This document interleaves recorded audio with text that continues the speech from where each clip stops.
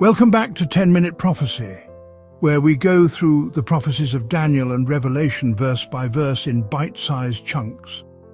We hope that this journey through Bible prophecy has been enlightening, whether you are new to prophecy or have studied prophecy in the past. As always, if you haven't seen the previous presentations, please watch them as each prophecy builds on each other. The link to our playlist is down in the description below.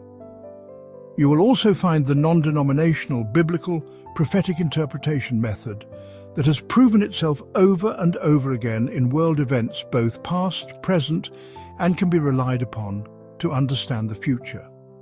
See the link in the description below. Just as a recap, the first two trumpets were the prophecy of the judgments of God on the Roman Empire's land and sea power, and now we will see continued judgments in the next trumpets. In verses 10 and 11, we find a third devastating power that God prophesies will give God's judgment against the Roman Empire. And the third angel sounded, and there fell a great star from heaven, burning as it were a lamp, and it fell upon the third part of the rivers and upon the fountains of waters. And the name of the star is called Wormwood. And the third part of the waters became wormwood, and many men died of the waters because they were made bitter. Hear the languages of a meteor flashing across the night sky. This describes a leader or power that would appear suddenly like a bright star, and then vanish as quickly as it came, as if extinguished by the waters. The destructive path of this meteor would primarily sweep across areas rich in rivers and springs.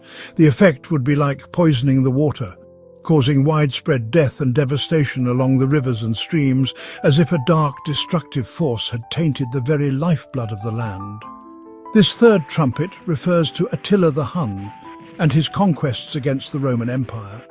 This description in Scripture accurately describes Attila himself, who saw himself as a servant of Mars, the god of war.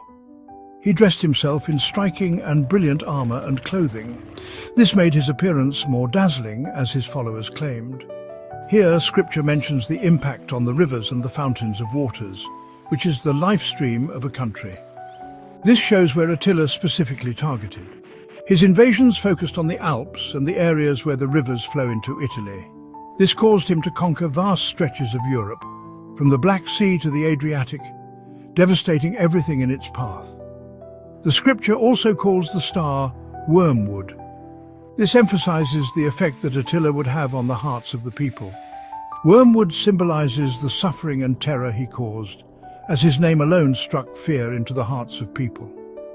Attila called himself the Scourge of God, a title reflecting the ruthless destruction he unleashed. One of his lieutenants nearly wiped out the Burgundians along the Rhine, leaving a trail of death and misery, including the brutal torture and execution of hundreds of young women. The horror was so widespread that Attila boasted that the grass would never grow again where his army had passed.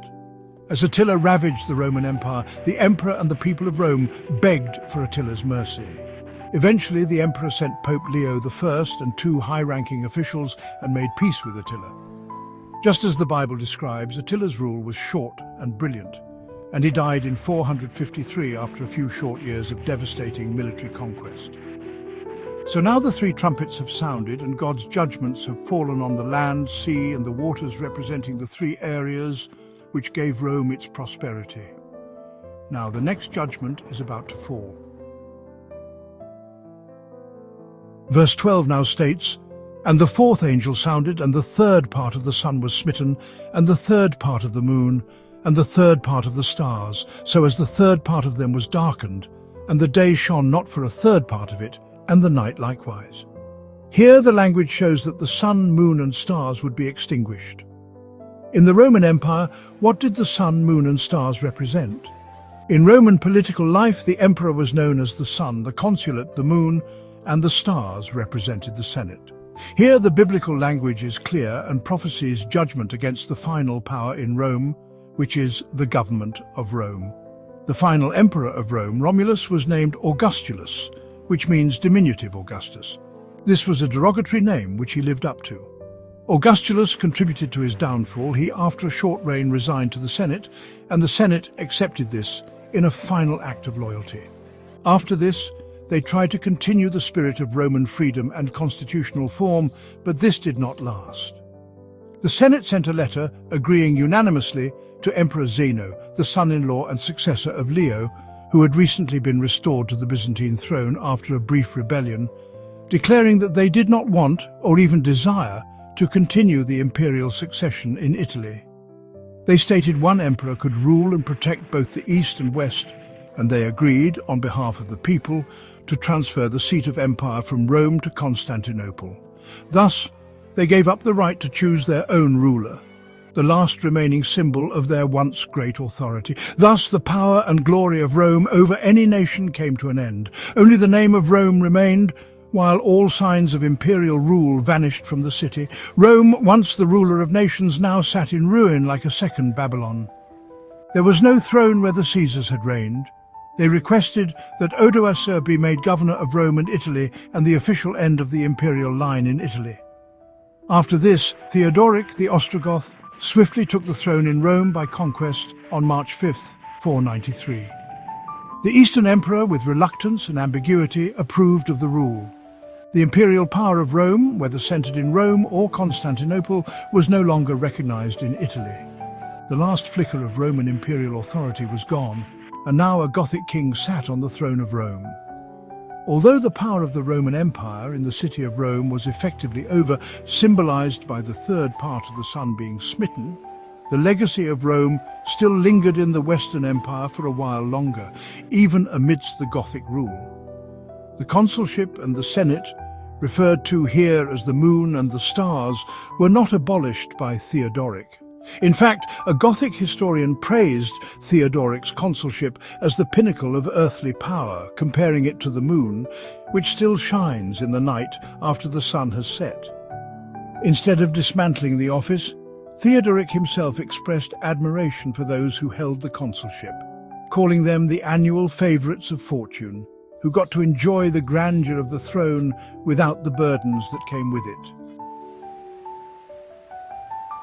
As prophecy stated, the consulship and Senate of Rome eventually met their end, but not at the hands of the Vandals or Goths. The next major shift in Italy came under the command of Belisarius, the general of Justinian, the Eastern Roman Emperor. Belisarius showed no hesitation in eliminating what the barbarians had left untouched. The consular office ended in the 13th year of Justinian's reign. This pleased Justinian's authoritarian nature, as it removed a title that reminded Romans of their lost freedom. With the fall of these institutions, it was as if the third part of the sun, the moon, and the stars had been struck down. In the political world of ancient Rome, the emperorship, the consulate, and the Senate had once shone like the sun, moon, and stars. As the empire declined, the once glorious institutions of Rome were gradually extinguished. By the time the fourth trumpet sounds, we see the end of the Roman Senate, once the heart of the empire, now gone. Finally, Rome, once the ruler of the world, fell to Narses, a eunuch general and successor of Belisarius. In 552, Narses defeated the Goths, conquered Rome, and sealed the fate of the Senate. Finally, verse 13, "And I beheld and heard an angel flying through the midst of heaven, saying with a loud voice, Woe, woe, woe, to the inhabitants of the earth by reason of the other voices of the trumpet of the three angels, which are yet to sound. Here an angel who is separate from the angels holding the trumpets announces three additional woes added to the last three trumpets, signifying that these last trumpets are worse compared to the previous trumpets. Each woe corresponds to its trumpet, starting with the fifth trumpet going all the way to the seventh trumpet. This ends the judgments against the Western Roman Empire. This concludes our time together. Thank you for joining us. We hope you have enjoyed this nugget of prophecy. Join us next time as we continue on the seven trumpets in the book of Revelation, chapter 9. If you have any questions or comments, please leave them below and don't forget to like and subscribe. We look forward to seeing you again soon.